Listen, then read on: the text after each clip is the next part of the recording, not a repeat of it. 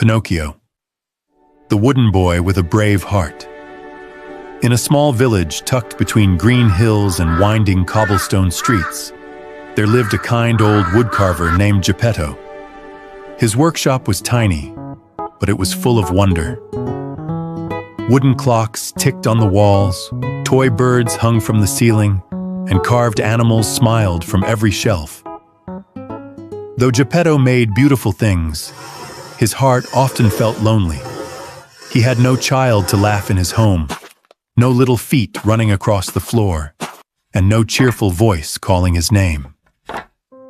One evening, as golden sunset light poured through the window, Geppetto picked up a special piece of pine wood. It was smooth, warm, and seemed almost alive in his hands. "I think," he said softly, "I will carve a little boy." With loving care, he shaped the wood into a puppet with bright eyes, a round nose, rosy cheeks, and a cheerful smile. He carved little arms, sturdy legs, and small wooden shoes. When he finished, he looked at the puppet and smiled. That night, Geppetto placed the puppet gently beside the fire and whispered, "How I wish you were a real boy." Then, as Geppetto fell asleep near the fire, as moonlight filled the room, a shimmer of silver light danced through the air. A gentle fairy with glowing wings appeared beside Pinocchio. She looked at Geppetto sleeping peacefully in his chair, and then at the wooden puppet. "Love made you," she said, touching Pinocchio with her wand. "and love can help you become something more." A shower of sparkling light covered the puppet. Pinocchio blinked. Then he stretched. Then he sat up. "I can move!" he cried.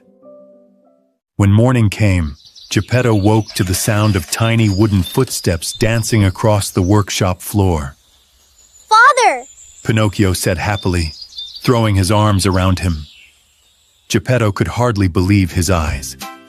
Tears of joy filled them as he hugged the wooden boy close. From that day on, Pinocchio was no longer just a puppet. He could walk, talk, laugh, and dream. But though he was alive, he was not yet a real boy. The fairy had left him one important lesson. To become truly real, Pinocchio, you must learn to be brave, truthful, and kind. At first, Pinocchio tried his best. But the world outside Geppetto's workshop was wide and full of tempting things. On his very first day walking to school, Pinocchio heard music in the town square.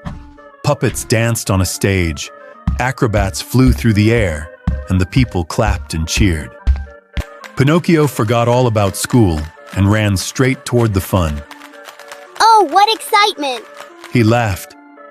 But not everyone in the world was kind. A sly fox and a sneaky cat noticed the little wooden boy at once. They bowed politely, pretending to be his friends. "Why waste time in school?" the fox said. "Yes, Agreed the cat. there are quicker ways to find fortune and fun." Pinocchio listened when he should not have. He followed them into trouble, one poor choice after another. He lied to hide his mistakes, and each time he did, something very strange happened. His nose grew longer. At first it grew just a little, then a little more, then so long that birds nearly landed on it. Pinocchio gasped and tugged at it in horror. "Oh dear, what is happening to me?" The fairy appeared again, her face gentle but serious. A lie may seem small, She told him. but it always grows. Ashamed, Pinocchio lowered his head. "I wanted to be good. I just made foolish choices." The important thing Said the fairy. is to tell the truth and learn from them. So Pinocchio confessed everything. At once, his nose shrank back to normal.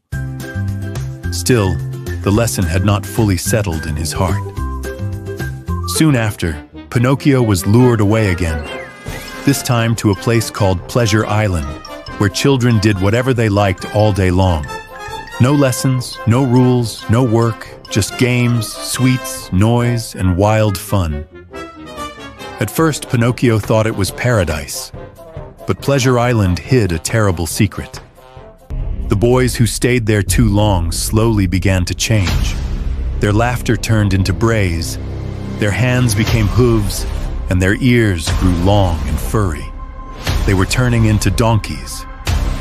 Pinocchio felt his own ears begin to change. Terrified, he ran as fast as he could. With courage, he escaped, jumping into the sea to flee the island forever. But while he had been away, Geppetto had gone searching for him.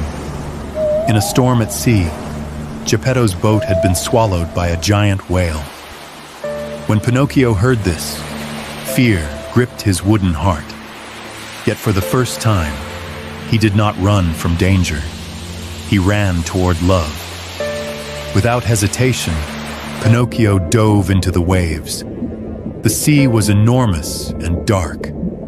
Great currents pulled at him, and cold water splashed into his face. Still, he swam on, calling, Father! Father! At last, inside the belly of the whale, Pinocchio found Geppetto tired but alive. Pinocchio! Geppetto cried with joy. My dear boy! Pinocchio hugged him tightly. I came for you. I will not leave you here. Together, they made a plan. Pinocchio lit a small fire to create smoke, and the great whale gave a thunderous sneeze that blasted them out into the open sea. They clung to a piece of driftwood and drifted home beneath the stars. Back in the village, Pinocchio changed. He worked hard in Geppetto's workshop. He woke early, he studied, he helped others. He spoke honestly, even when it was difficult. He became gentle, thoughtful, and brave. Not because someone was watching, but because he wanted to be good. One quiet night, after Geppetto had fallen asleep, silver light once again filled the room. The fairy appeared beside Pinocchio. You have learned what many never do, She said. A real heart is not made of flesh alone. It is made of love, truth, and courage. She touched him with her wand. Warmth rushed through Pinocchio from head to toe. The wood of his hands softened into skin. His painted cheeks became warm and rosy. His little wooden chest rose with a real breath. And when he opened his eyes, they sparkled brighter than ever before. In the morning, Geppetto awoke and saw a real boy sleeping peacefully where the puppet had once been. Pinocchio? He whispered. The boy opened his eyes and smiled. Yes, Father. Geppetto's heart overflowed with joy. He embraced him tightly, laughing and crying all at once. And so Pinocchio, once a little wooden puppet, became a real boy at last. Not by magic alone, but by learning to choose what was right. From then on, Geppetto's little house was never lonely again. It was filled with laughter, love, and the sound of a brave boy's footsteps racing across the floor. And Pinocchio never forgot that the truest magic of all was not in becoming real, but in becoming good.